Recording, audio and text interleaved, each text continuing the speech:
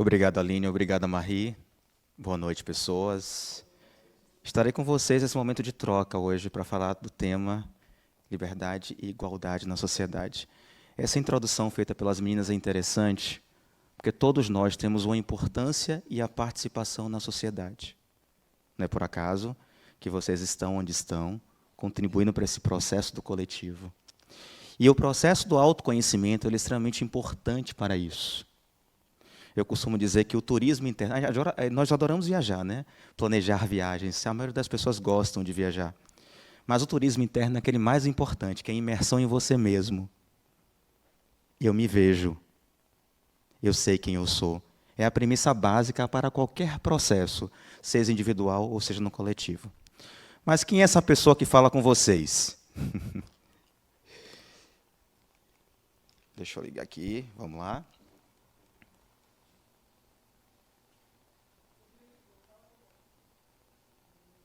Rodrigo?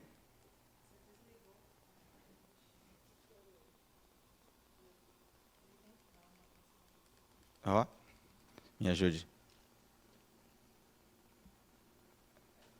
Bateria? Mas vamos lá, enquanto o Rodrigo resolve aí nos bastidores o processo. Foi? Então essa pessoa aí sou eu, tá? Essa coadjuvante na foto é minha filhinha que tem 2 anos e meio agora. Mas quem é essa personagem que fala com vocês aqui agora? Brasileiro, ajuntado. Fizemos o censo agora, que era de 2020, mas foi feito em 2022, pelo IBGE. E a entrevistadora foi até meu apartamento e me perguntou, qual o seu estado civil? A primeira resposta que veio para mim foi ajuntado, que é um intermediário entre solteiro e casado. E ela disse, não, mas essa classificação não existe no IBGE. Eu digo que vocês deveriam colocar, porque muitas pessoas estão nessa situação. Mas vamos adiante. Pai, curioso, perfeccionista. O perfeccionista vem de uma característica minha de fazer bem feito. Se é para fazer, que nos dediquemos a fazer bem feito. Qualquer coisa nessa vida tem que ser bem feito. Se nos predispormos a fazer algo, dê a sua energia, dê o seu amor, dê o melhor de si. Passista e comunicador. Aqui são 2 características onde eu me encontrei. E aqui o Centro Espírita Harmonia contribuiu muito para esse processo. Porque Hora Médium Porta, vocês vão saber o que é isso futuramente, eu não tinha nenhum processo de mediunidade latente, ostensiva. E, trabalhando no passe durante 4 anos, grupo de passe Abel Mendonça, trabalha aqui aos sábados, que era a equipe que eu participava com a coordenação de Beth, no processo de doação de energia, de magnetização, foi que eu encontrei o meu processo da mediunidade. E aí, como passista, eu desenvolvi esse processo. Comunicador por formação, minha formação é acadêmica em comunicação. Assim como Maria, eu sou comunicólogo, esse palavrão que a gente chama. Né? Amoroso, mas nem tanto. Entre o antídoto e o veneno, eu tenho no meio a dose. Então, até o amor tem que ser na medida certa. Porque em falta ele prejudica, em excesso também. Interessado na prática da escuta ativa. Eu faço uma brincadeira bem interessante, e vocês vão entender por que essa introdução, que a gente tem uma boca e 2 ouvidos. E não é à toa que nossa biologia, nossa formação física veio com uma boca e 2 ouvidos. E a escuta ativa é aquela escuta sem julgamento. É aquela escuta sem recriminação. Por que a escuta ativa? Porque é importante a gente entender e ouvir o outro na sua integridade. E acolher e ajudar, se assim for possível. Tenho aprendido muito, porque comunicador fala muito e escuta pouco. Então, eu sempre trabalho a escuta ativa com o processo de autotransformação. Amigo, conciliador, mas provocativo. Vou apertar um pouquinho a mente de vocês hoje, para a gente interagir na aula sobre o conteúdo, liberdade e igualdade na sociedade, porque eu acho que o amigo é aquele que instiga, aquele que provoca, aquele que traz, aquele que puxa, aquele que acolhe, mas diz o que tem que ser dito. Por isso que é amigo mais provocativo. E sempre em busca do aprimoramento. A ULI, e acreditem, foi muito importante nesse processo. Porque quando eu adentrei a casa e comecei na ULI no ciclo 1 e fui até o ciclo 10, ciclo 11, e aí não para mais. Esse processo de estudo e autodesenvolvimento foi muito importante para mim, para eu chegar aqui e estar com vocês hoje. Cada um de vocês aqui, futuramente, se desejarem, estarão também nessa posição e vai ver como é importante, como contribui no processo pessoal. Qual o objetivo de hoje? Liberdade e igualdade como bandeiras sociais a se perseguir. Se vocês saírem daqui hoje com esses conceitos, a minha meta já estará cumprida. Mas, alicerçados nos objetivos específicos, vida em sociedade, significado da igualdade, saúde, educação e habitação, liberdade e sua responsabilidade e Cristo como propósito. Então, vamos agora à lei de sociedade. Marie, pega esse rapaz aqui, esse casal, está me olhando assim, passando a mão na barbinha, por favor, entrega o microfone para ele começar lendo para a gente, por favor.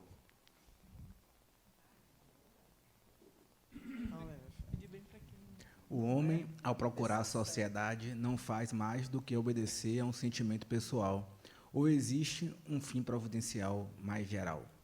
O homem deve progredir. Sozinho ele não pode, porque não tem todas as faculdades. Necessita do contato dos outros homens. No isolamento ele se embrutece e definha.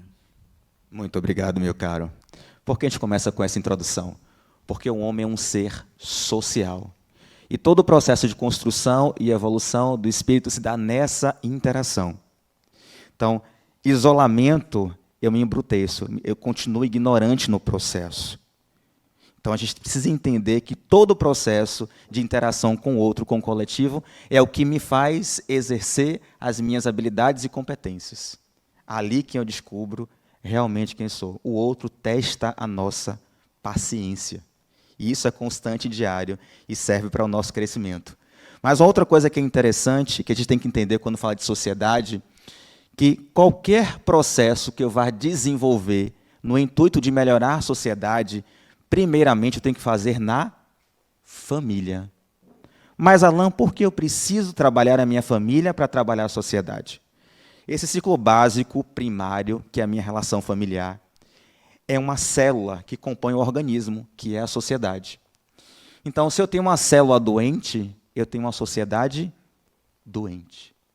Se eu quero uma sociedade com liberdade e com igualdade, eu preciso trabalhar a liberdade em família. Eu preciso trabalhar a igualdade em família.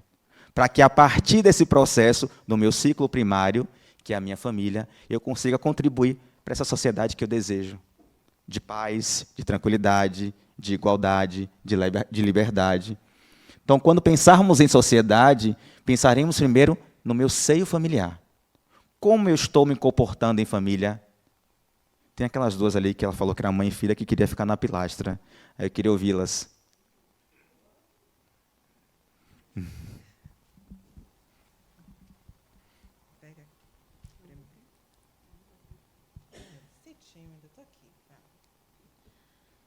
Boa noite. Boa noite. Bom, eu acredito que, com muito esforço, porque não é fácil, principalmente com minha mãe, né, que ela está aqui, a gente tenta uma relação mais amigável, mais educadora, exemplo, de forma que a gente consiga conhecer uma a outra e ajudar no crescimento das duas. Isso não se expande para a família toda, de forma geral, mas a gente se esforça. Porque sempre tem alguém que a gente tem mais afinidade, né? Então, daquela forma, se torna mais fácil. Mas o que não é, a gente também tenta melhorar. Muito bem, obrigado pela sua fala. E a gente tem que entender que a gente tem a família espiritual e a família carnal, biológica. E nem sempre, como ela falou, os nossos entes, nossos parentes, são aqueles com quem a gente tem mais afinidade. Em alguns casos, nós temos afinidade mais com um vizinho, com um amigo de trabalho, com um colega da escola, do que propriamente com os nossos familiares. Porque temos a família material, biológica, e temos a família espiritual. Mas tem uma coisa interessante no que tange família. Acredito que todos aqui têm uma família equilibrada, em paz, não tenham problemas familiares. Todos aqui estão bem equilibrados. Então, nós entendemos que estão na ULA, estão num processo evolutivo e que as famílias todas aqui estão equilibradas. Só que não. A família é o principal e mais importante laboratório do espírito. E aqui eu falo família em qualquer contexto. E hoje temos contextos variados de família, seja ela biológica, seja ela espiritual. Biológica consanguínea. Então a gente tem que entender, volto a frisar esse ponto que é muito importante. Se eu desejo uma sociedade com liberdade e igualdade, eu já vou começar usando com vocês equidade. Vocês vão entender por que equidade. Se eu quero uma sociedade equânime e livre, eu tenho que trabalhar esses conceitos em família. Tá bom? Vamos lá. A família é a célula máter do organismo social, onde se desenvolvem os sentimentos, a inteligência e o espírito desperta para as realizações superiores da vida. Quem diz isso é Joana de Ângeles, no livro SOS Vida. Então, nesse livro, é um manual para a família. Quem quer melhorar as relações? Todos aqui, né? Fizeram a carinha de que está tudo bem em casa. Mas, para quem não está, pega o livro como referência, dá uma olhadinha, dá uma estudada, porque lá a Joana fala exatamente esse conceito que eu trouxe para vocês. Pense na família como uma célula e pense na sociedade como um organismo. Se eu tenho células doentes, eu não vou ter um organismo saudável. Por isso que a importância de se trabalhar no ciclo primário, que é a família, porque a partir daí eu modifico a sociedade. E Joana ela foi muito feliz, que ela traz alguns pré-requisitos para fazer isso, e o primeiro é trabalhando a amorosidade. Então, Eliana, como você trabalha a amorosidade na sua família? Está chegando. É um pouquinho difícil de explicar, viu? Não tenho muita conceituação sobre isso, não. Não consigo descrever assim. A gente tenta se aproximar o máximo possível, participar das ações da família, interagir, mas sempre tem um vácuo, tem uma distância. E eu, particularmente, moro sozinha, né? Meus filhos são casados, sou separada, sou divorciada.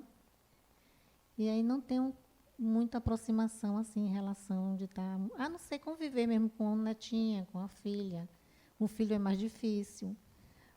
Não tenho, assim, não sou a pessoa certa para responder isso, não. Pronto, vamos dialogar nós dois aqui. Então, vamos supor que essa família que você acabou de citar aqui seja a sociedade. Sim. Pronto. Como é que você ajudaria a resolver essa questão da sociedade, que é essa família que você acabou de falar? O que eu vejo, o que eu sinto do contexto de social é assim, que a gente tem liberdade, né? Tem um livre-arbítrio de escolhas, e dentro disso a gente tem que ter a responsabilidade. Para mim, o principal, o mártir disso, é a gente ter responsabilidade sobre tudo, né? Perfeito. E também conhecer alguns conceitos que são fundamentais, né? De convivência, de amorosidade, como você falou, de experiências. Você tocou em 2 pontos, né? Convivência e amorosidade. É extremamente importante. Principalmente de você saber, ou se autoconhecer e conhecer o outro. Quem está com você, quem convive com você, como você pode... Pelo menos esperança a gente deve ter, né? De você se aproximar das pessoas e ser inteligente para isso. Muito bem, Leandro. Você tocou em 3 palavrinhas que eu queria muito, a sintonia do pensamento aqui foi para você. Pode perguntar para ela que ela vai ter um conteúdo interessante. Você falou convivência, amorosidade e autoconhecimento. Então, se vocês quiserem uma receitinha de bolo para melhorar o processo na família, é convivência, amorosidade e autoconhecimento. Se eu não sei quem eu sou, dificilmente eu vou saber me relacionar com o outro. Então, esse turismo interno que eu falei um pouquinho atrás com vocês, essa imersão no eu, e o trabalho que as meninas fizeram, eu me vejo, eu me reconheço, quem é esse que está no espelho? Então, para fazer esse exercício de autoconhecimento, vou trazer uma premissa para vocês que é bem interessante. Ao acordar, assim que acordar, vão para o banheiro. Não façam nada, vão para o banheiro, liguem a luz e olhem no espelho. Vejam o seu reflexo e olhem no olho de vocês, no fundo do olho de vocês. E façam essa pergunta: quem eu sou? Espero que venha.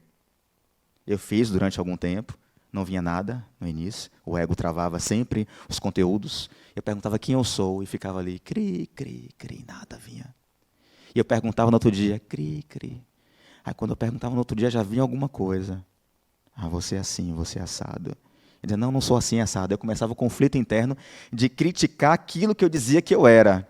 E nesse processo de construção, eu fui emergindo cada vez mais no eu, para entender quem era essa personagem. E por isso eu começo lá atrás a aula descrevendo quem é essa personagem que fala com vocês.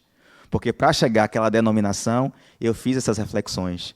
Busquei o estudo, com a outra coisa que você falou muito bem, buscar conhecimento, instrução, para ajudar nesse processo da imersão e do autoconhecimento.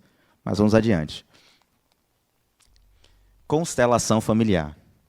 Alan, eu não consigo, não tenho como, não sei trabalhar convivência, não sei trabalhar amorosidade, não tenho essa capacidade de interagir na família. Eu preciso de ajuda. Eu estou no processo de autoconhecimento ainda, não trilhei esse caminhar de entendimento sobre a vida e sobre as pessoas, tolerância. E aí, Bert Hellinger, que é um psicoterapeuta alemão, ele desenvolveu uma técnica terapêutica chamada constelação familiar. Mas não o que é constelação familiar? O método ele diz o seguinte, que você precisa estudar os seus antepassados e a sua ancestralidade. Porque a partir desse estudo, você vai identificar tendências e predisposições. Então, você vai passar a se conhecer mais conhecendo os seus ancestrais. Olha que legal, que interessante. Aí vem relação com pai e mãe, vem relação maternal, paternal, do avô e da avó. Quando você começar a estudar e entender, você vai ver tendências de comportamento, repetições de comportamento. O que sua avó fez, sua mãe fez, você faz. O que seu avô fez, seu pai fez, você faz. E o que tanto você nega e encontra no outro como uma diferença, como aquilo que você não tolera, são conteúdos que vêm desse processo da ancestralidade. Helena quer falar.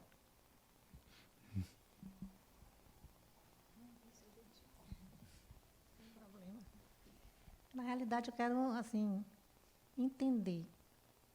Uma pergunta, né? Sim, por favor. É sobre os problemas, aliás, não, os acontecimentos desconhecidos.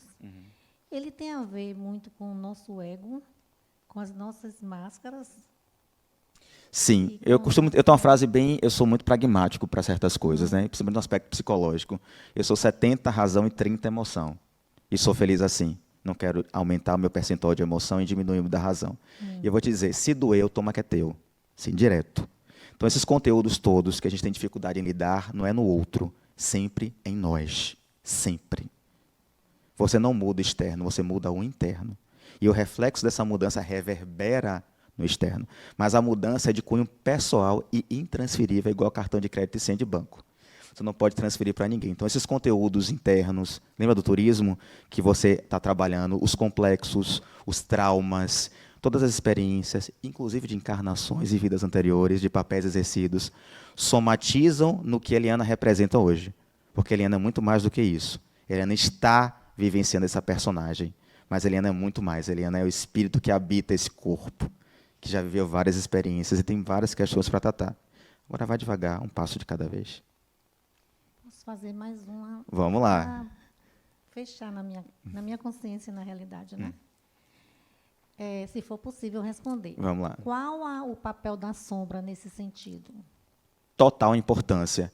Jung, ele fala o lado sombrio da nossa alma, que geralmente a gente coloca para debaixo do tapete. A gente quer evitar, a gente quer negar.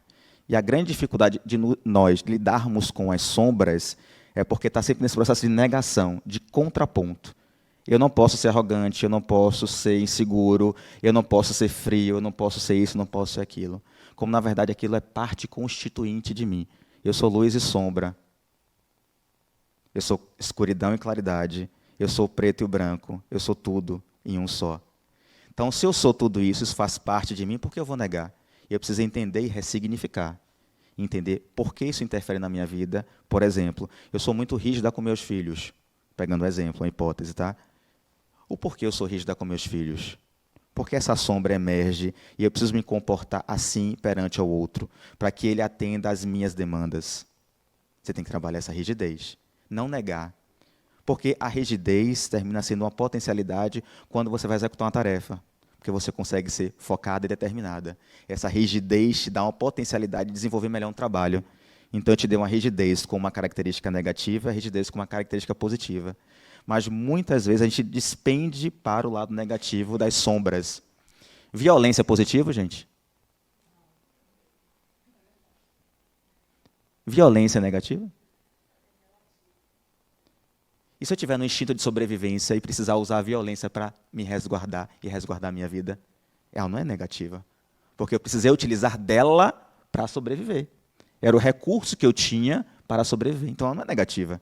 Depende do contexto. É porque eu não vou entrar em Jung, que a gente entra no conteúdo psicológico, mas tente entender e validar, todos vocês, inclusive eu, porque essa reflexão, lembra? Uma boca e dois ouvidos.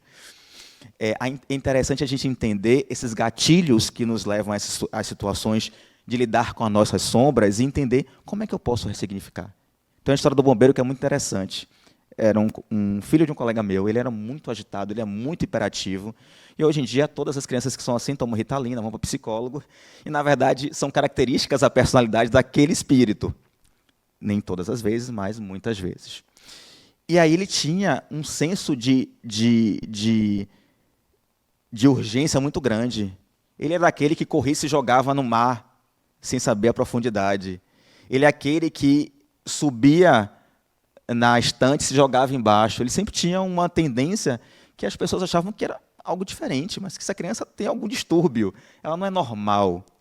E aí, com o tempo, a mãe procurando terapia, psicólogo, para entender que essa criança não se encaixava nos perfis que a mãe projetava nele, porque tem isso, né? A gente quer que os filhos sejam a nossa projeção.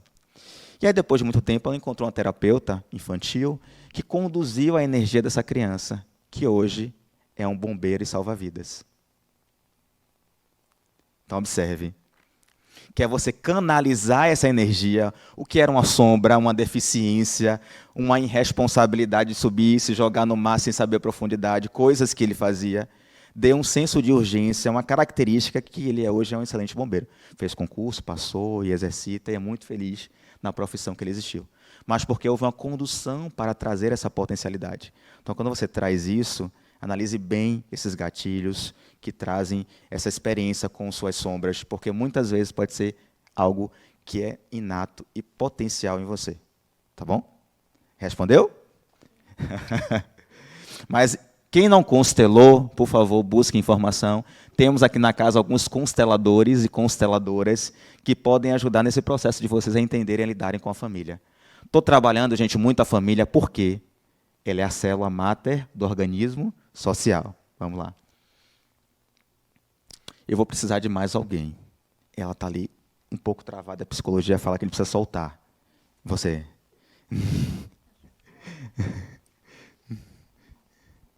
É porque sextou, tá, gente? Sextou, a gente tem que dar uma agitada para vocês participarem. E aqui é sextou com C. E sextou com C. Perfeito. Vamos lá, é só ler. Igualdade natural. Todos os homens são iguais diante de Deus?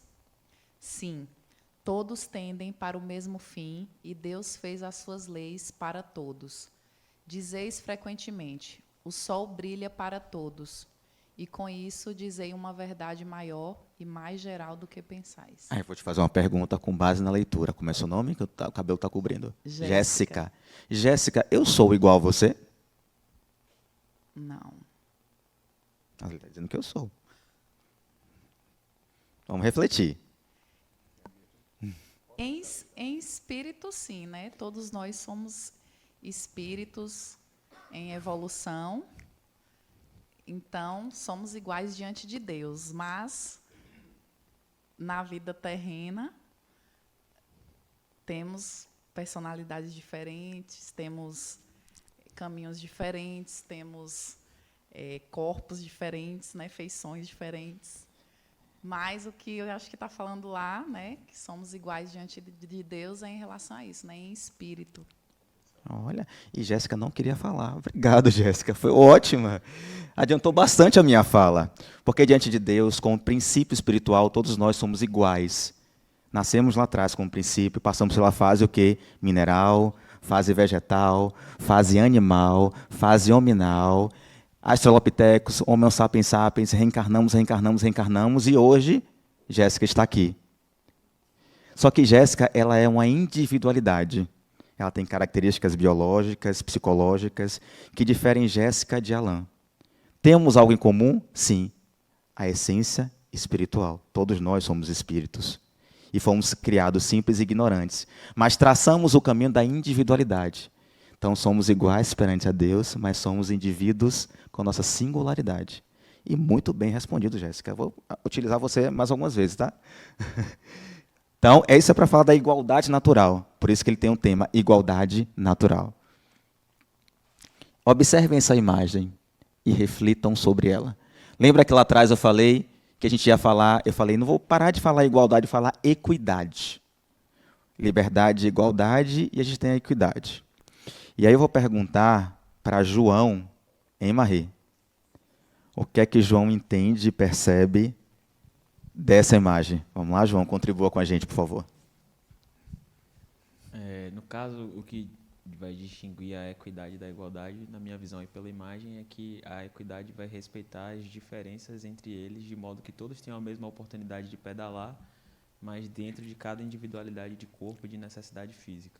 Então, respeita mais o individual. Muito bem, João. A igualdade nem sempre ela é determinante para que nós possamos ter o mesmo resultado. Lá em cima, eu tenho bicicletas iguais para pessoas diferentes. Então, eu poderia dizer que eu fui justo? Sim. Eu dei as mesmas oportunidades para todas as pessoas. Só que, na equidade, eu levo em consideração as necessidades, como o João falou, de cada um. A cadeirante ela tem uma necessidade especial de uma bicicleta adaptada para que ela possa pedalar. O homem que é mais alto, tem uma estatura maior, ele precisa de um perfil de bicicleta mais alto para que ele possa pedalar. A mulher leva vantagem, tanto na igualdade como na equidade, a mulher está em vantagem porque ela consegue se adaptar. A criança ela tem também uma adequação. Então, quando falarmos em igualdade, em equidade, a igualdade ele não leva em considerações as necessidades individuais. A equidade, sim. Então, eu preciso ou quero ter uma sociedade igualitária ou uma sociedade equânime, Magda? Justifique sua resposta. Igual a vestibular, justifique.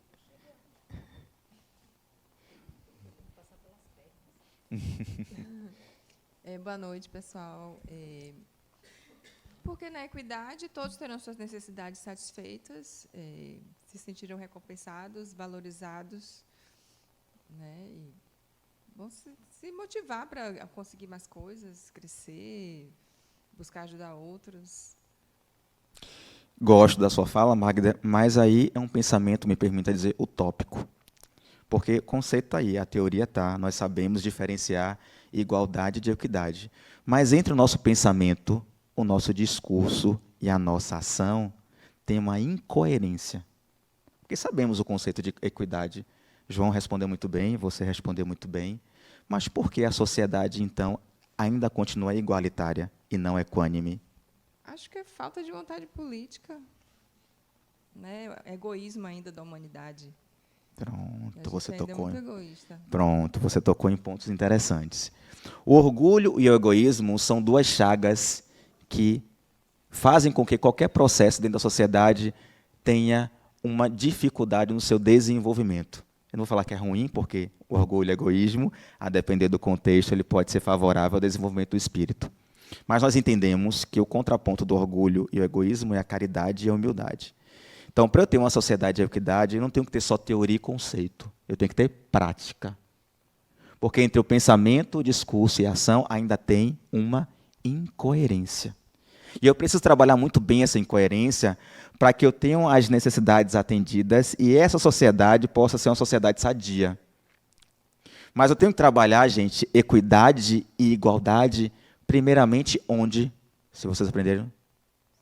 Na família. Então, eu trato os meus entes familiares com equidade ou com igualdade? Isso. Perfeito, mas com igualdade. Então, a gente pensa e age e faz diferente. Por isso que eu trago essa reflexão e os conceitos para a gente aplicar na vida prática. Eu faço isso em casa, porque eu estou querendo ver isso na sociedade, no externo, terceirizar. Mas eu consigo trabalhar isso na família? Porque se eu não conseguir trabalhar na família, eu não vou conseguir trabalhar na sociedade. A família é a célula máter do organismo social. Então, equidade tem que ser trabalhado em família, primeiramente. Olha, alguém. Primeiro a levantar a mão, vai ganhar Boa bônus hora, hein? noite. Créditos na conta corrente espiritual, bônus hora. Isso ainda envolve a questão da empatia, né? Eu acho que a base de tudo não é só você falar a questão igualdade, equidade, mas é empatia. Você se consegue se colocar no lugar do outro. Exemplo, eu tenho uma avó que ela é cadeirante, e aí, por questões de problemas de saúde, ela foi perdendo a visão e tudo. E, assim, o modo de tratar minha avó e tratar minha tia, exemplo, que não é cega, tem todos os seus sentidos, anda e é igual? Não, eu preciso me colocar no lugar de minha avó, saber como é que ela entende. Exemplo, ela ama assistir TV, então ela escuta e a gente vai debatendo os assuntos, mas eu me colocando na posição dela, tipo, que me nivelando ao nível dela em termos de entendimento. Então, eu acho que falta muito nas pessoas a questão da empatia, de ser empática. Muito bem, como é o seu nome? Vanesca. Vanesca, eu vou fazer uma provocação para você, tá? Antes de eu me colocar no lugar do outro, eu tenho que me colocar no meu. Acho importantíssimo isso. A empatia faz parte do processo de equidade. Por isso que o autoconhecimento, e volto para o autoconhecimento, é importante. Eu preciso saber quem eu sou, aonde estou. Que aonde estou é meu lugar. Para que, a partir daí, eu tenha essa percepção de empatia. Porque se eu não sei quem eu sou e não sei aonde estou, dificilmente eu vou ter esse olhar sensível para entender que é necessário a empatia para conseguir lidar com as diferenças entre aqueles que são meus familiares. Aí, completando a sua fala, a base de tudo é autoconhecimento. Perfeito. E, assim, essa sua aula de hoje, ela está mexendo muito comigo, porque eu estou no meu processo de autoconhecimento, que eu estou rotulando ele de cura. Perfeito. Autocura. Agora eu vou apertar a mente de vocês, que eu estou muito leve. Chegou um pessoalzinho novo também, que eu vou contribuir. Eu vou começar a pegar esse quem chegou agora para dar uma contribuída na aula. Eliana, só segura um pouquinho. Vamos lá. Vamos lá, Domingos. Boa noite, Domingos. Eu tenho uma... quase que parecido com ela. Eu tenho um casal, certo, de filhos. Eu tenho, assim, com minha filha, uma sintonia muito grande, mas é muito grande mesmo. Minha filha sair e ela tiver qualquer coisa, parece que eu sinto aquilo. Tá? Já com meu filho é muito problemático. Tá?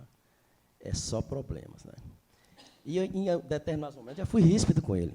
Né? Ríspido, mas é aquela coisa da rispidez, naquele instante, sair dali, eu já... Tá? Eu fico assim, mas não é possível. 2 filhos que foram criados nessa condição, mesmo carinho, essa coisa toda, mas meu filho é muito difícil. E, às vezes, chegar para ele e fazer determinadas colocações, aquilo naquele instante ele sentia, mas depois eu via que nada. Então, eu procurei mudar, certo? Então, ou seja, a busca do autoconhecimento. Né? Então, hoje, se ele faz alguma coisa, certa grosseria, tá? Eu vou lá, converso, tá certo? E sei que é um problema dele. Diz, rapaz, você cada vez mais você se complica, porque é um problema seu, não é problema meu. Tá? Então, eu tenho trabalhado em mim para que essas coisas não me atinjam, não me firam, não me magoem, certo? Entendeu? E assim eu estou levando. E eu acho que eu estou conseguindo, porque, inclusive, é uma luta grande eu sei que se ele tomar um copo de cerveja, meu amigo, ele se transforma totalmente. Né? Eu sei que também tem amiguinhos, porque ele busca também esse ambiente, né, mental para ele. Né? E, graças ao bom Deus, eu consegui que ele venha aqui. Ele vem aqui amanhã para participar do Evangelho e depois tomar um passo, ou seja, começando. Né? Ou seja, assim, é uma vitória, para mim é uma vitória. E disse para ele, a vitória é maior para você, não para mim. Eu sinto satisfeito. Então, uma coisa meio... Muito bem, Domingos. Obrigado pela sua fala. E tem uma coisa muito importante em Domingos e nessas relações familiares, que é o seguinte. Eu só consigo... Olha a frase. Eu só consigo lidar com aquilo que eu consigo lidar. Temos a participação dos nossos entes queridos, como pai, como mãe, como filho, como irmão, como avô, como avó. Mas o processo de construção e evolução é individual. Eu posso contribuir, auxiliar no processo do outro, mas nunca viver a vida do outro. Seja ele esse outro quem for. Inclusive a pessoa que eu mais amo, que eu tenho certeza que você ama, Domingos, o seu filho. Mas ele tem a própria trajetória e caminhada. No que você puder auxiliar, o faça. Mas não deixe que ele interfira no seu processo de construção como espírito. Porque aí perde ele e perde você.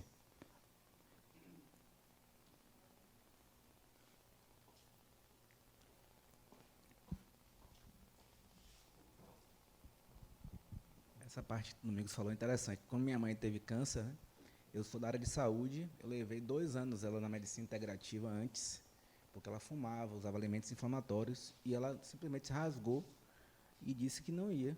E aí, quando ela teve o câncer, ela continuou fumando, continuou comendo, aí os espíritos, eu sou médium, eles falaram assim para mim, os espíritos, olha, você vai ter que lidar com isso, talvez a sua maior dificuldade vai ser vê-la e não poder fazer nada. Eu tinha que comprar até cigarro, porque ela chegou tão fraca que ela saía sozinha e caía na rua. Então, eu tinha que comprar coca, tinha que comprar cigarro para ela, e aí eu vejo que, talvez na próxima, aí meus irmãos já começaram, depois que ela faleceu, a seguir um pouco o exemplo que eu estava seguindo. Então, hoje eu chego na família, eu levo minha comida, eu levo minha água de coco, mas sempre sorrindo e entendendo. Eles têm o direito de ser diferentes, né? E, aos poucos, os resultados que eu vou tendo na minha vida, eles vão seguindo, eles vão acompanhando. Só que eu tive que... A dificuldade foi vê-la comendo açúcar, coca, fumando, acelerando a morte e não poder fazer nada. E dar amor. E ficamos em paz, porque eles têm o direito, né, de fazer isso. Carlos, você falou muito bem, as escolhas são individuais, e você falou aqui, me veio uma intuição interessante sobre essa questão da área de saúde, corpo, trabalhar o seu organismo, desinflamar o corpo. A gente vê muito isso. Hoje em dia é muito importante. Cada vez mais o processo social migra para uma alimentação mais saudável, para uma vida mais equilibrada. E eu passei isso com minha avó. Você passou com sua mãe, eu passei com minha avó. Ela, uma pessoa ótima até os 84 anos, uma pessoa que não teve dificuldade nenhuma com a vida, saudável, porque não tinha nenhuma patologia aos 84 anos, mas quando descobriu o câncer aos 84 anos, ela completamente entrou no processo de negação. E aí, melhores médicos, tratamentos, terapias, o que você imaginar. A família se mobilizou para ajudá-la, mas ela optou por não fazer o tratamento. Eu fui um daqueles que se reuniu com a família e batia na mesa e dizia que ela tinha que fazer o tratamento. Olha só, estou discutindo com você essa questão porque é vivência e experiência própria. Eu disse, não é inadmissível, ela tem que lutar pela vida dela. Mas a decisão é de quem? É dela. Mas dói ver nosso ente querido, como um filho, como uma mãe, não querer lutar pela vida. E o entendimento disso através da empatia é um exercício muito difícil. Mas isso também é amor. É saber respeitar a individualidade e processo do outro. Eu acredito que você tenha, Carlos, ajudado até onde você pôde ajudar. E aí repito a frase, nós só conseguimos lidar com aquilo que conseguimos lidar. Tem hora que a gente assim, solta as mãos e diz, Deus cuida. E vai, com o coração limpo. No filme Comer, Rezar e Amar, tem hora que ela fala, pensa, deseja o bem e joga para o universo. Que aí já foge das minhas possibilidades e competências. Vamos lá, Helena. Abrindo o leque para a questão sobre a empatia que Vanessa, né, colocou, no contexto social. Eu hoje entendo, além desse conceito que ela falou, mas que está prevalecendo mais quando a gente trabalha em, vamos dizer assim, em grupo, em equipe, principalmente na área de saúde, não? Que não é exatamente se colocar no lugar do outro, mas você aceitar o outro como ele é. Que esse é o contexto que vem me trazendo, né, atualmente. Que esta é a posição melhor para a gente entender a empatia com o outro. Perfeito. Muito boa, Helena. Procede?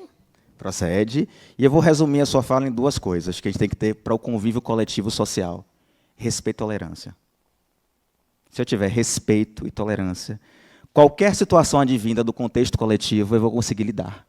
Se eu não tiver respeito e tolerância, então, toda vez que acontecer alguma situação no ambiente social, trabalho, em casa, enfim, onde vocês interagem, onde usam suas máscaras, passe pelo crivo do respeito e da tolerância. Qualquer situação, a mais difícil. O cara te fechando no trânsito, pense, onde está o respeito, onde está a tolerância? A minha, não do outro. Porque quando o outro vem descarregar o caminhão de lixo, a gente só aceita se a gente... É opcional. Até isso eu escolho. Devemos buscar o nosso olhar ao observarmos a equidade nas nossas relações sociais. E aqui sugiro a toda a equipe do ciclo 1, da sexta-feira, que coloque em discussão para o próximo ciclo o tema ser liberdade e equidade na sociedade.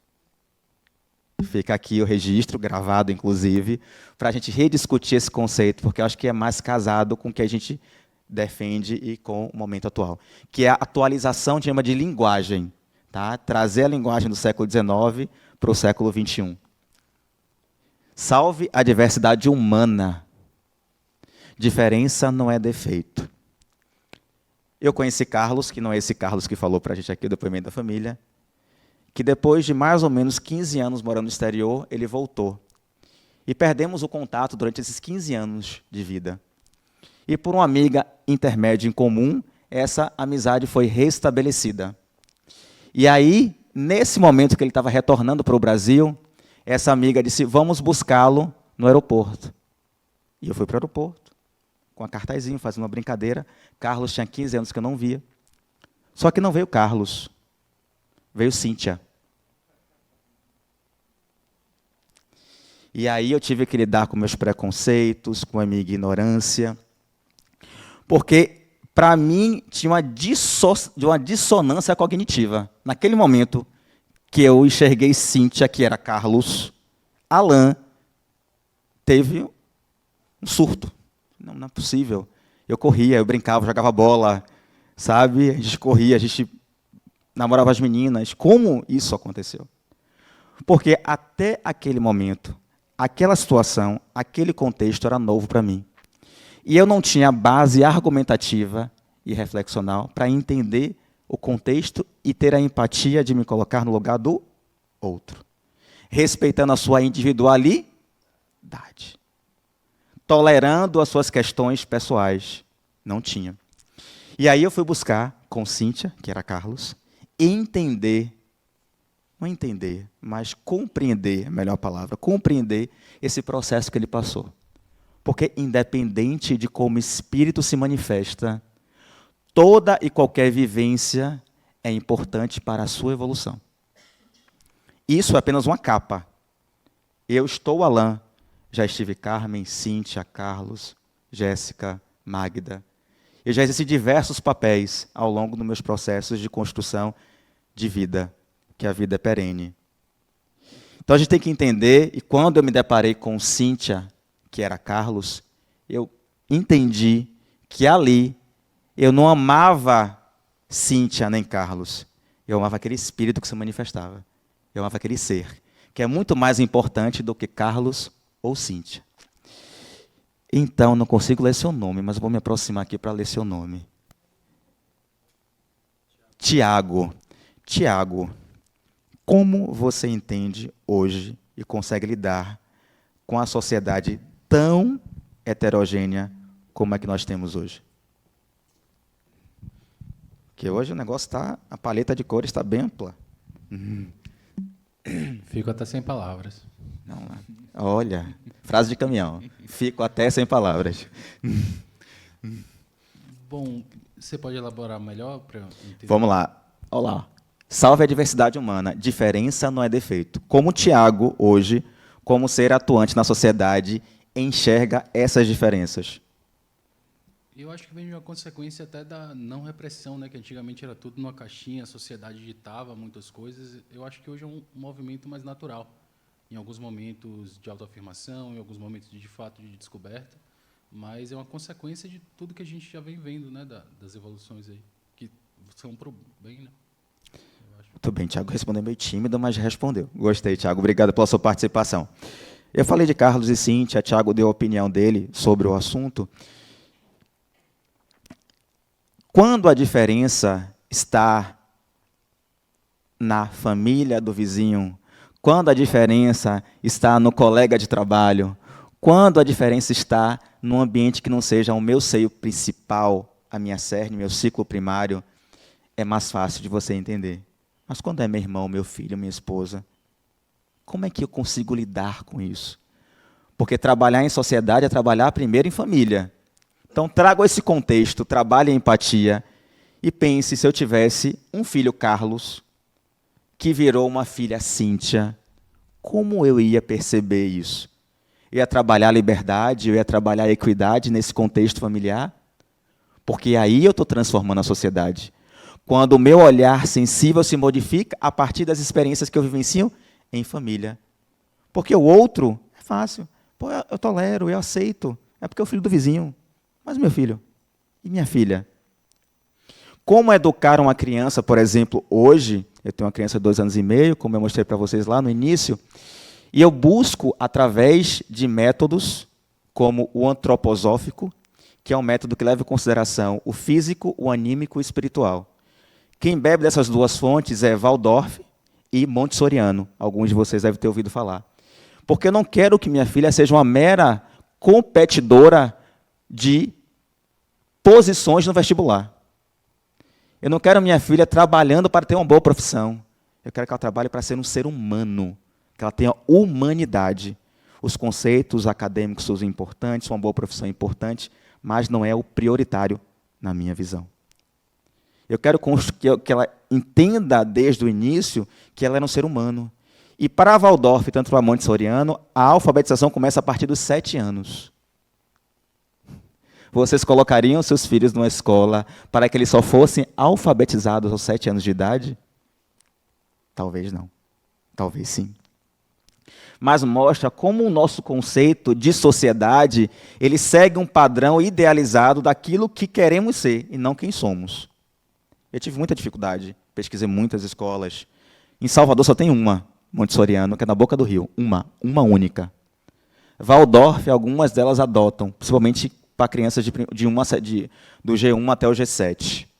Mas poucas trabalham o processo de autodidatismo, de mnemotécnica, de você aprender pela experiência para depois alfabetizar.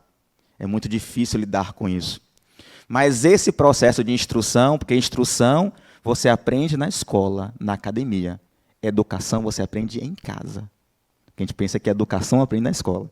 Educação é dentro de casa. Instrução. Amai-vos e instruí-vos. Você deve ter ouvido isso, né? Evangelho. Então, pensem sobre isso, sobre colocar esse prisma na sua família. Pense como você está se educando e educando aqueles que estão à sua volta, porque isso é mudança social. Vamos adiante. 2. Barbalho, eu estudei no Delta do Barbalho, depois fui para o IF Bacefete. Onde é essa escolinha? Maria, foi lá? Eu andava no Laná, eu comia no Rangra, vocês sabem o que eu estou falando. Entrando no Rangra, legal, interessante. Ó. Então são 2, atualizada a informação do banco de dados, né, Maria Montessori, e a da Boca do Rio, que é a Escola Montessoriana. Muito bem, obrigado pela atualização. Vamos voltar aqui, ó, lei de igualdade. Passando de um mundo superior a outro inferior, conserva o espírito integralmente as faculdades adquiridas? Deus permitiu, porém, que os espíritos em graus diversos de desenvolvimento estivessem em contato, para que os mais adiantados pudessem auxiliar o progresso dos mais atrasados, e também para que os homens, necessitando uns dos outros, compreendessem a lei de caridade que os deve unir. Lembra que eu sou agente multiplicador, que a educação, principalmente no meu ciclo básico primário, interfere no processo social? Então, eu que detenho conhecimento, eu tenho a responsabilidade de esclarecer aqueles que ainda não têm, porque assim eu puxo o sarrafo para cima, tá bom? Julgamento de Frinéia. É um tema delicado, vamos lá. 400 anos antes de Cristo, Frinéia era uma cortesã, vou fazer um resumo para vocês. E como cortesã da época, ela permeava a high society da época. Só que a high society da época era o padrão dos homens, mestres, filósofos e seus discípulos. A mulher não tinha vez, principalmente no âmbito intelectual. Mas Frinéia, cortesã, tinha as héteras, que viviam nos prostíbulos, e cada hétera era aquela mais qualificada para fazer o que tinha que ser feito. Estou resumindo a história para a gente ganhar tempo. Só que esse processo de empoderamento de Frinéia, naquela época, 400 anos antes de Cristo, começou a incomodar a high society. ela tinha tanto poderio financeiro e político que ela se predispôs a reconstruir o muro de Tebas que Alexandre o Grande tinha derrubado. Olha o poder 400 antes de Cristo dessa mulher. Ela era uma cortesã, muito inteligente, e ela era conhecida como a representação de Afrodite, pela beleza que ela tinha na Grécia Antiga. Moral da história, eles armaram para ela uma arapuca, para que ela fosse acusada de atentar contra as crenças religiosas da época. E essa acusação era extremamente pesada para a época. Aristóteles foi acusado da mesma coisa, condenado e preso. Então ela foi condenada na mesma acusação. No julgamento, Hipérides, que é esse aqui, que está ali com o manto, já sem argumentos para defender Frinéia, no ato súbito, ele retira esse véu e deixa no Areópago, que é o tribunal da época, Frinéia nua diante do júri. Qual a consequência desse julgamento? Frinéia foi absolvida. Mas como assim, Alan? Frinéia foi absolvida? Porque na Grécia Antiga, tudo que era belo era divino. E Frinéia era a representação de Afrodite. Logo, ela não poderia ser uma pessoa ruim, má. E ela foi absolvida, e esse foi um dos julgamentos mais icônicos da história. Mas, Alan, por que você está falando isso em lei de igualdade, liberdade e igualdade na sociedade? Vamos pular 2.400 anos depois, época atual. E aí eu vou fazer uma pergunta para alguém que eu não fiz ainda, e eu queria perguntar para essa garota que está do lado de Carlos. Ixi, eu sou ouvinte, não tem problema, porque eu não sou da turma. Qual? Você é ouvinte? É. Mas que bom, mas veio para contribuir. Qual o papel da mulher na sociedade? Você perguntou para uma pessoa que acredita que a mulher tem papel fundamental. É importante que ela esteja nas áreas de influência. Mas ela tem que entender, se conhecer e saber se posicionar. Porque a sociedade hoje ela não é muito favorável para as mulheres, né? Então, acho que ela primeiro tem que se conhecer, se preparar e se posicionar. Muito bem. Isso a gente falou há 2.400 anos atrás. Hoje, o contexto ainda é muito parecido do cerceamento da mulher. Aqui a sala, só numa olhada rápida, eu consigo ver que tem mais mulheres do que homens. Na população mundial, existem mais mulheres do que homens. 53% da população mundial são mulheres, que educam, em sua maioria, seus filhos. Ainda temos uma sociedade em que a responsabilidade da instrução e da educação parte da mãe.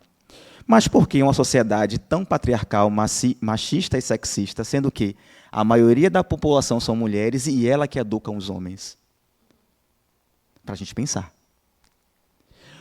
Vou perguntar uma outra pessoa para você me responder. Só fazer um parênteses aqui, ela citou a questão política. Nós, mulheres, somos a maioria de eleitoras. No contexto político, a mulher, o número de eleitoras mulheres é maior do que de homens. Mas você pode ver em qualquer parlamento, em qualquer cargo público, que a maioria dos eleitos são masculinos. Perfeito. São homens. Então, a gente fala de liberdade e igualdade. Onde está a liberdade e igualdade para a Frinéia e para as mulheres do século XXI? Onde está? Porque quando falamos de ícones espíritas, falamos de homens ainda. O espiritismo tem mais de 150 anos, vai chegar a 200 anos em 2054. Me responda, Genilda, dentro do seu conhecimento, um nome de uma mulher famosa no movimento espírita. Joana de Ângeles. Morta. Viva. Olha, eu não conheço muito bem, né? Eu sou um bebê no espiritismo. Não, vamos lá, o que você sabe? Aqui não tem obrigação de saber, não. Você pode dizer, eu não sei. Não sei. Pronto, deixa eu pegar uma outra pessoa. Essa garotinha aqui de azul. Pronto, vamos pegar uma outra menina, esse rapaz aqui, Érico. Você repete a pergunta, por gentileza. Uma mulher ícone no movimento espírita que você conhece que esteja encarnada, viva. No momento, a gente não encontra nenhuma delas com a expressão de ser ícone. Mas existem muitas mulheres e o movimento espírita hoje ele é suportado por maioria de mulheres. Pronto. Se você chega em um salão espírita, você vai encontrar uma média de 70% a 80% de mulheres. Perfeito. E ela não chega, na minha concepção, gente, desculpe, porque eu vou dar uma resposta muito pessoal. Na minha concepção, as mulheres não chegam porque estamos numa sociedade como de 2.400 anos, muito sexista, muito machista, e esses 2.400 anos, as mulheres, como mães, educadoras, criadoras, não conseguiram transformar esse processo. E hoje, depois de 2.400 anos, você vê, dentro das famílias, os meninos sendo tratados como reis. Na minha família, por exemplo, os homens não faziam nada. As meninas, as filhas, as irmãs faziam tudo, inclusive substituía a mãe no trabalho doméstico. E, raramente, as famílias procuravam educar as meninas até a nível de instrução, com um viés de serem líderes, de serem dinâmicas, de serem pessoas para assumir a direção do contexto social, do contexto humanitário. Então, eu acho que a culpa, se a gente pode falar em culpa, eu coloco entre aspas, desse processo, parte exatamente da mulher. Quando chega ao estágio de mãe, não se preocupa com isso. Hoje, eu tenho uma neta de 4 anos e um neto de 8, e de filhas diferentes. E os tratamentos são os mesmos. O menino não faz nada, não bota o menino para saber como entra na cozinha, não sabe o que é lavar um prato, não sabe o que é um banheiro, não sabe nada. A mãe trata como um rei. Então, 2.400 anos, o processo é o mesmo. Enquanto for assim, não vai haver mudança. Obrigado pela sua fala, Érico. Então, não cabe, numa sociedade em que vão trabalhar a liberdade e a equidade, termos situações em que a mulher, que tem o papel protagonista, porque eu acho que o século XXI é das mulheres, eu acho que passou o momento disso se concretizar, mas isso só vai modificar se nós fizermos o trabalho de base, como o Érico falou, é dentro de casa, é na educação dos filhos. É trabalhar essa equidade, atendendo a cada um conforme as suas necessidades, mas instruindo todos e educando todos com o mesmo potencial de posicionamento social, de enfrentamento das dificuldades da vida. Porque o espírito tem sexo, gente. A manifestação é para a necessidade de aprendizado na escola da vida. E a gente tem que entender e trabalhar isso. Porque eu não consigo uma sociedade igualitária. Aqui eu fiz um recorte com um exemplo de Frinéia para trazer o posicionamento da mulher na sociedade atual. Mas se eu disser que essa mulher é preta e pobre, aí eu estou entrando por um processo da base da pirâmide ainda. Eu não vou entrar nisso porque aí é um tema transversal e polêmico. Mas vamos refletir sobre isso, porque numa sociedade de liberdade e equidade não nos cabe mais agirmos e alimentarmos ainda esse processo que vem de mais de 2.400 anos atrás. Oi? Que eu conheça a Viva Adora Encontro, ela trabalha com educação e muito voltado para a evangelização infantil. E isso eu diria uma morta, que eu gosto muito, Ivone de Pereira Amaral, que é um excelente médico que passou por aqui, tem um trabalho fantástico, mas tem muito mais. Ernest Guimarães, Mila Esla também, e várias outras. Mas por que a gente não conhece, né? Porque é pouco difundido. Porque quando se fala mulher ícone no movimento espírita, a gente para pensar e buscar no HD uma informação que nos traga alguma referência de alguém que a gente ouviu. Mas pergunte, fale de Chico, de Valdo, Adenauer. Você vai ter vários nomes de homens para falar, ícones do espiritismo. Então, vamos pensar sobre isso. Porque se eu ainda penso assim, ainda tem um patriarcado, um machismo, um sexismo ali na cerne do processo que precisa ser trabalhado. Todos nós. Igualdade dos direitos do homem e da mulher. Sendo iguais perante a lei a Deus, devem os homens ser iguais também perante as leis humanas? A resposta: a emancipação da mulher acompanha o progresso da civilização. Sua escravização marcha de par com a barbárie. Os sexos, além disso, só existem na organização física, visto que os espíritos podem encarnar num e noutro. Sobre esse aspecto, nenhuma diferença entre eles.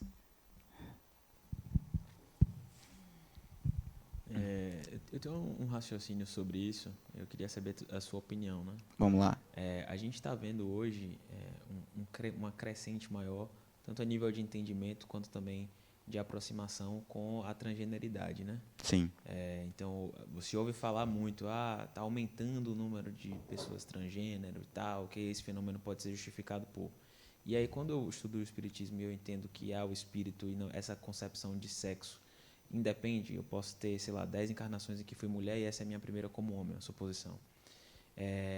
O grau de evolução do espírito pode ser o responsável por ele conseguir lembrar ou ter um pouco de memória de uma encarnação anterior em que ele foi de outro sexo, isso justificar o aumento das pessoas se reconhecendo com o sexo oposto? Sua pergunta não é fácil, mas eu vou tentar responder de forma simplificada. Toda e qualquer expressão do espírito tem a ver com a necessidade do aprendizado de uma habilidade que ele ainda não integrou. Então, esse mecanismo da troca ou da vivência, ou de nascer como homem e virar mulher e vice-versa, ou qualquer outra expressão dos assexuados e tantas outras expressões do gênero e da sexualidade, tem a ver com a necessidade do espírito de integrar uma habilidade ainda não aprendida. Então, a manifestação é um veículo pelo qual ele vai ter esse aprendizado, que pode ser qualquer um. Então, a gente tem que entender que essa capa, que a gente é muito impactado, que essa semiótica, que são os símbolos que me compõem e que traduzem quem eu sou, é um mero instrumento para a evolução do espírito. Porque a gente credibiliza demais esse corpo físico, né, gente? A gente vai deixar ele daqui a pouco, amanhã, talvez indo para casa agora. Deus é mais, não, eu vou chegar em casa. Todo mundo fala. Mas tem que trabalhar esse processo de construção e desconstrução, porque é isso que garante. Porque se eu sou espírito imortal, me manifestando como Alain, indo para casa não chegando e vivenciando a vida como ela é, agora no plano espiritual, está tudo certo, está tudo tranquilo. Eu costumo dizer, para mim, o problema não é a dor, não é o sofrimento, é a dor. Morrer não é problema, morrer não dói. Sofrer é que é difícil. Lidar com o sofrimento que é difícil. Ficar na cama de hospital, que é difícil. E suplicar pela vida é difícil. Matar é fácil. Tente curar alguma coisa. Matar é fácil. Tente curar alguma coisa. Isso realmente é difícil.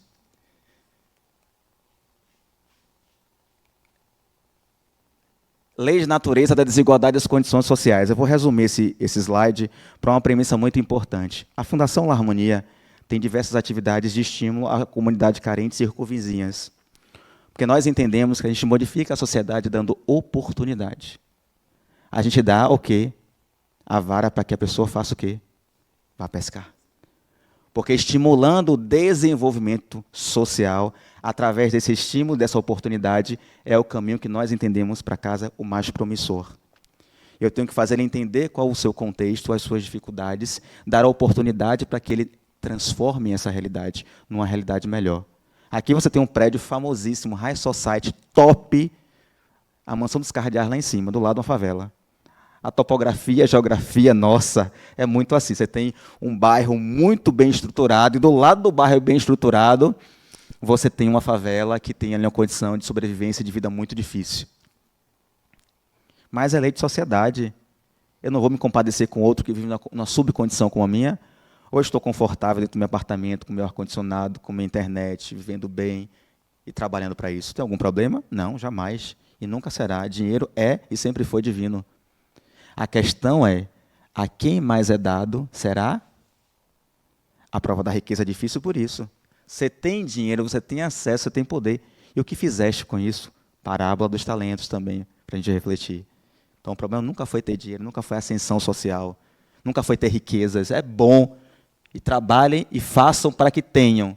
Agora, tenham a responsabilidade de saber lidar com isso, com esses recursos. Porque o outro está na sua necessidade. E se você puder modificar, ajudar e dar oportunidade para o outro, o faça. Porque cabe a você com esse recurso e com essa oportunidade que lhe foi dada. Porque quando você voltar para dar o parecer sobre os seus talentos, você vai ter que dizer o que fizeste com eles. Érico. Alain, você lembrou uma coisa muito interessante, né? A maioria dos bairros tem isso, né? Um prédio de luxo, né? Dentro do conceito social atual, e do lado uma favela. E aí vem a questão que eu sempre me faço, que é o processo da migalha, né? As invasões se instalam próximos aos prédios granfinos, esperando que venha alguma coisa. E não vem, na grande maioria. Eles ficam instalados lá, mas vai buscar os recursos de sobrevivência fora. E aí instala o que ali? Uma revolta. E essa revolta aumenta a criminalidade, aumenta todo esse processo. Um efeito cascata, né? Foi efeito cascata. Porque se você não der espontaneamente, ele vem tomar. Perfeito. E cada dia que passa está ficando pior. Vou corroborar com sua fala, Érico, para a gente complementar o que combate a isso. E eu vou pedir para aquele rapaz de amarelo do lado de Marie para ler para a gente, por favor, para ele participar da aula. Qual é o seu nome primeiro e, por favor, a leitura, se possível. Boa noite, meu nome é Douglas. O egoísmo, o orgulho, a vaidade, a ambição, a cupidez, o ódio, a inveja, o ciúme, a maledicência são para a alma ervas venenosas, das quais é preciso a cada dia arrancar algumas artes e que tem como contraveneno a caridade, a humanidade e a humildade. Tá fácil? Claro, objetivo. Receitinha de bolo, tira foto, publica no grupo, bota na porta do guarda-roupa, porque eu tenho isso. Quando eu preciso fixar alguma coisa por osmose, eu tenho que ver aquilo por repetição, até eu conseguir, de alguma forma, integrar aquilo. Então, eu vou, tento de novo, erro, tento, erro, até que eu consiga, de alguma forma, achar um caminho pelo qual eu chegue a isso aí. Capítulo 27, Evangelho segundo o Espiritismo, sede perfeitos, virtudes do homem de bem. Quando eu li aquilo, eu me desesperei. São 3 páginas, a virtude do homem do bem. Eu não conseguia nem o primeiro parágrafo. Eu dizia, meu Deus, Jesus Cristo, misericórdia.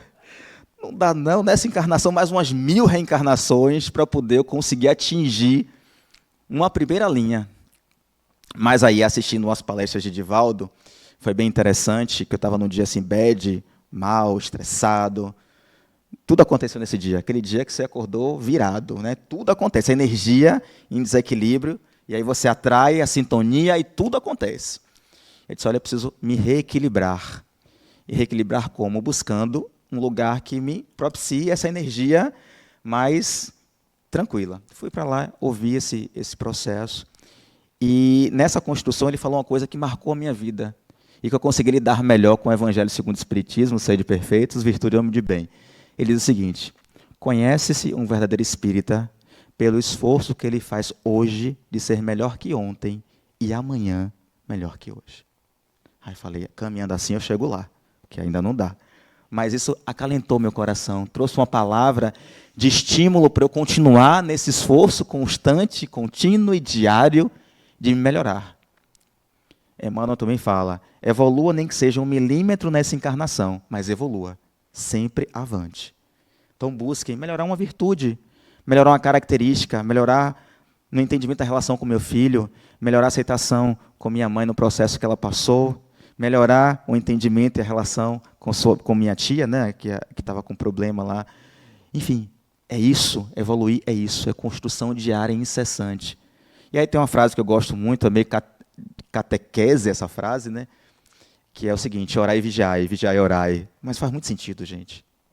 Não vacile, não. A vida é curta e rápida e passageira. Então, vamos fazer o que a gente precisa fazer, né, e fazer bem feito. Vamos.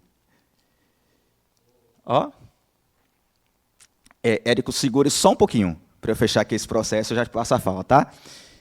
Por que Deus concedeu a uns a riqueza e o poder e a outros a miséria? Para provar a cada um de uma maneira diferente. Essas provas são escolhidas pelos próprios espíritos, que muitas vezes sucumbem ao realizá-las. Simples assim. Você que escolheu, assuma seu BO. É isso aí. E agora, Marie, deixa eu pensar. Agora fazer um mapa mental. 10 minutos, eu chego a 9. Não vai dar. Então a gente passa. A matemática não bateu aqui. Então a gente passa. Tinha uma dinâmica para fazer, mas aí eu mando para o grupo. Por favor, Érico, se manifeste. Quando você colocou aquele dizer de Kardec, eu me lembrei que existe, não sei se é capítulo 8, 7 ou 8, uma das bem-aventuranças que diz assim, o mal é o remédio. Pois é. Né? É o título do texto. E aí, quando você falou que acordou num dia assim, assado, que estava dando tudo errado, era o melhor dia para você decidir o que fazer da vida. Aí eu lembro também da passagem que Domingos falou sobre o filho difícil. Aí eu volto um pouquinho para dizer, que é na família que você vai encontrar os polos.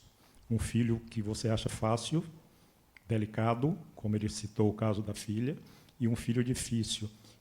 E é com esse filho difícil que você vai aprender a caminhada. Muito mais sadia do que com a outra que já veio pronta. Muito bem, Érico. E aí eu vou dizer uma coisa que é uma provocação rapidinha, não vou polemizar não, mas e aí pai e mãe dizem que não tem um filho que mais gosta? Claro que tem, pelo amor de Deus, pare com isso. São pessoas diferentes, são individualidades, são singularidades. Você não pode gostar de pessoas diferentes de forma igual. Isso é incoerente. Mas os pais não, eu gosto de todos do mesmo jeito, eu amo a todos do mesmo jeito. Se parar para analisar racionalmente, reveja esse conceito. Eu vou amar a Magda de uma forma e vou amar a Genilda de outra forma. Eu amo as duas, mas com Magda eu tenho afinidade energética, espiritual, com a Genilda eu tenho dificuldades de entraves, de processos.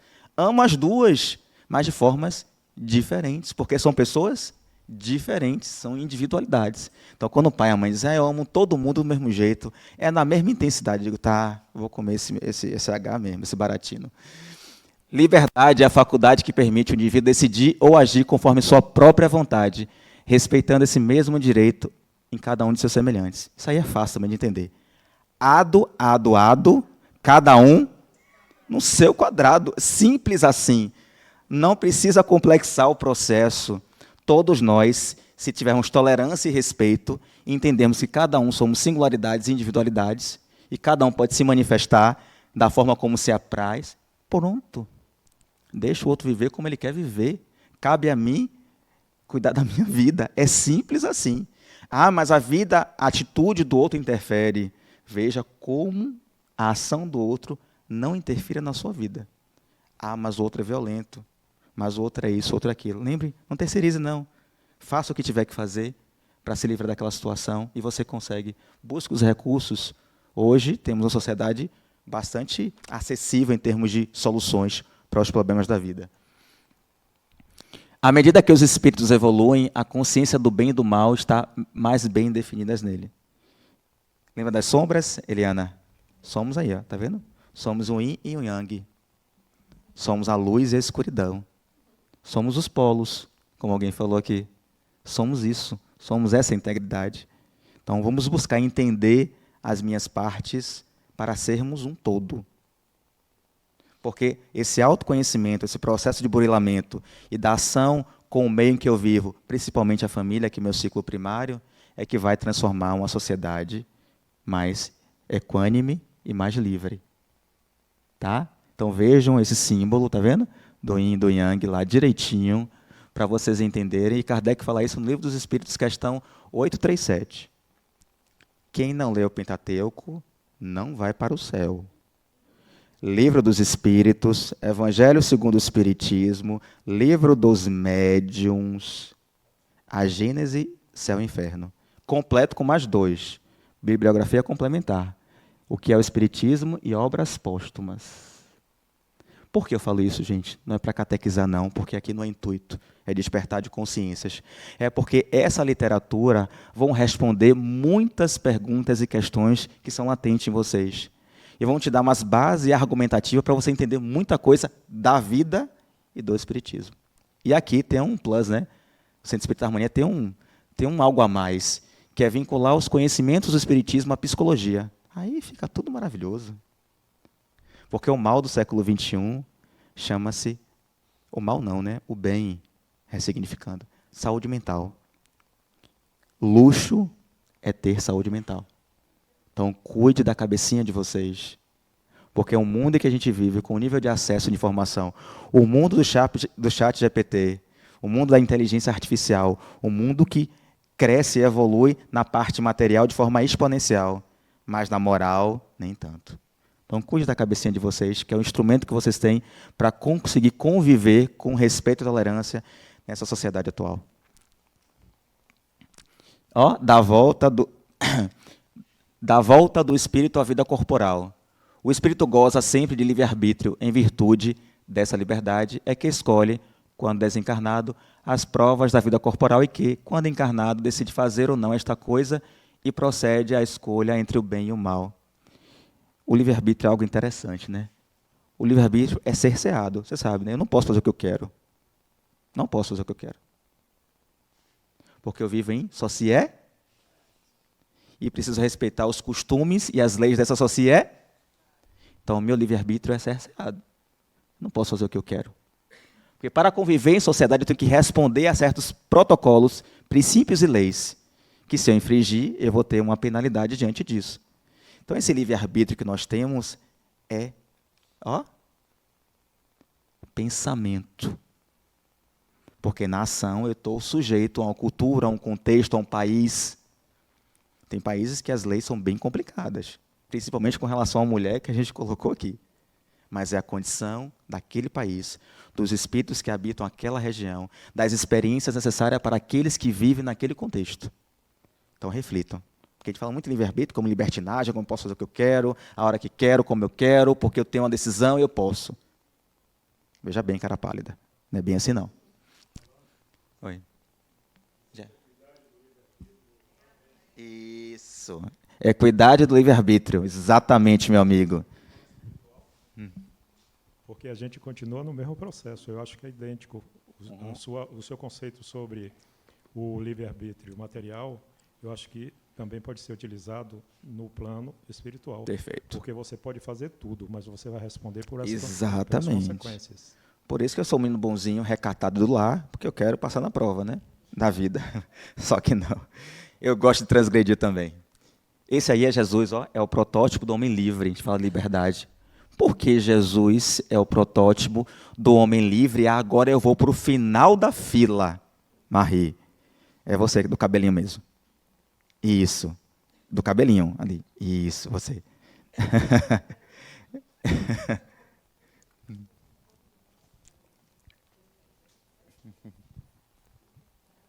Vou até me aproximar um pouco mais para lhe ver e ouvir um pouco melhor a sua voz, né? Mais próximo. Qual foi a pergunta? O que é Jesus para você? Para mim é um exemplo de... Não posso dizer... De bem, né? De tudo que é bom. Amor, principalmente. Amar a todos. Acho que é isso. Você falou na primeira frase o que eu gostaria de ouvir, tá? Eu faço umas perguntas capciosas, tendenciosas, para que vocês respondam aquilo que eu quero ouvir. Olha que manipulador. Deus é mais. Não, mas não é isso não. Você falou uma palavra muito interessante que responde muito bem a definição do que foi Jesus e a passagem dele por aqui. Exemplo. A palavra exemplo casou muito bem na sua fala. E é isso. Ele não escreveu nada, ele apenas foi. E aí está a liberdade. Ele foi quem ele precisava ser. A liberdade de ação está nisso. Em você exercitar aquilo que você é, na sua integridade. E só assim, seguindo o exemplo do mestre, é que nós vamos modificar alguma coisa ao nosso entorno. Sem ser quem somos, não adianta. Alain, ser quem somos, dói? Sim, dói. É vamos lá, né? Autoconhecimento, só para recapitular. Autoconhecimento, autodescobrimento, autotransformação, autoiluminação, e Adenauer inventou mais uma, porque ele achou que não estava suficiente, botou autodeterminação. Então, a autodeterminação é o que nós buscamos e entendemos que nessa construção da evolução de vocês no processo da ULI, chegando lá no ciclo 10 com religião pessoal, tema interessante, vocês buscarem essa autodeterminação enquanto espíritos encarnados. Sozinhos podemos compreender quem somos, mas no coletivo podemos despertar nossas potencialidades e sermos singulares, tal como Jesus nos demonstrou em atitudes. Voltando, o homem é um ser social. E essa interação, eu gostei desse... Veio uma quadrilha aqui, né? Quadrilha literalmente. Sentou os quatro, entrou os quatro, entrou os quatro. Essa interação entre vocês, essa experiência que vocês tendo juntos, isso que favorece, isso que constrói, né? A individualidade de cada um, a postura, a vivência, a experiência, e essa interação entre vocês compartilhando isso é que é o processo de construção do espírito. E aí se amplia na família, no trabalho, em casa, na faculdade, em qualquer ambiente que eu tiver. Então, aproveitem aqueles que estão à sua volta. Sejam mais sensíveis e perceptivos, sejam mais acolhedores no trato, sejam mais tolerantes e respeitosos. Cuidem de você, Cuide desse templo que é o seu corpo. A gente falou aqui, eu gosto muito, estou muito nessa fase, nessa vibe, né? De ser vegetariano para depois virar vegano, dificuldade exponencial. Mas estou tentando rever isso, porque eu entendo que, para mim, no meu processo de construção, é um caminho que eu tenho que trilhar. Então, estou buscando ferramentas, modificando a alimentação, padrão de sono, meditação, o tipo de leitura, o tipo de consumo. Resumindo, eu estou buscando uma vida mais saudável e minimalista, porque no meu processo isso é condizente com o meu aprendizado. E eu preciso passar por essa experiência para que eu integre algumas coisas que eu ainda não consegui. E tem sido uma tarefa difícil, mas eu estou disposto a enfrentar. Espero que cada um de vocês, no processo em que vocês estão passando, revejam qual caminho eu quero seguir, porque isso é importante. Isso determina quem vocês serão na sociedade. Cada um de vocês, como partícipes desse todo, contribuem. Magda veio aqui, Genilda, Eliana, Jéssica, Carlos e tantos outros. Que cada um de vocês é importante nessa roda da vida. Todos vocês encarnaram por um motivo. Fizeram escolhas por um motivo. Estão aqui por um motivo. Ou não, sexta-feira de noite, 20h59, vocês estarem no ciclo 1 da ULI, Universidade de Livros Espíritos, para ouvir e entender mais sobre a vida e sobre a espiritualidade. Existe uma sementinha brotando em vocês. É da idade física. Você colocou bem da idade física, porque tem muita gente velha aqui. Mas a idade física, brincando, mas a idade física, né? Esse corpo que a gente se apresenta. Mas vamos adiante. Ó, eu e sociedade. Manuel Porteiro, integrante da FEB, 1934. Para o Espiritismo, o homem é um ser social e, portanto, ensina-o a ser solidário com a sociedade em tudo que tenda ao seu melhoramento, à maior justiça e bem-estar de todos e de cada um. É uma retroalimentação. Eu, como indivíduo, atuo na sociedade e a sociedade reverbera nas ações com relação a mim. É uma troca. Eu dou e recebo. E a gente só recebe do universo que a gente... O quê, gente? Eu só recebo aquilo que eu dou. Se eu dou uma vibração de energia, de amor e de luz, eu vou receber amor e luz. Se eu dou de orgulho e egoísmo, eu tendo a receber de orgulho e egoísmo. Então, atentem sobre os seus pensamentos, vigiem os pensamentos.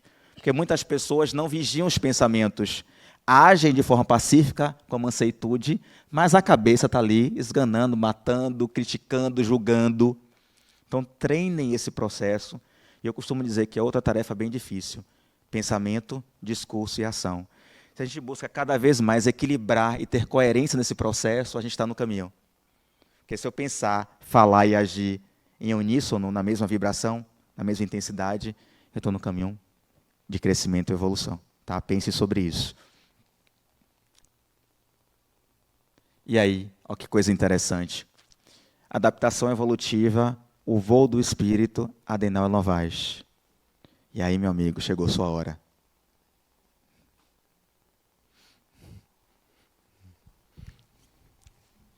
Eu vou pedir só que você lê a parte de cá, tá? Que a parte de cá eu vou ler, tá bom? Azulzinha. A cada encarnação, integrando habilidades, vai se adaptando à dimensão em que vive suas experiências, vencendo desafios e prosseguindo a sua jornada. Novaes, 2018. Bem interessante essa passagem, porque mostra exatamente esse processo de construção gradativo, né? E esse processo de adaptabilidade que nós vivenciamos quando estamos encarnados. Vencer os desafios e prosseguindo sua jornada é o que todos nós precisamos fazer. Porque comece onde está, use o que você tem e faça o que você pode. É assim que tem que ser. Alain, talvez essa seja a minha fórmula, o meu método. Não, mas é um caminho muito interessante de ser perseguido. Se vocês forem por aí, a tendência de gerar frutos e respostas interessantes para a sua vida tende a ser maior.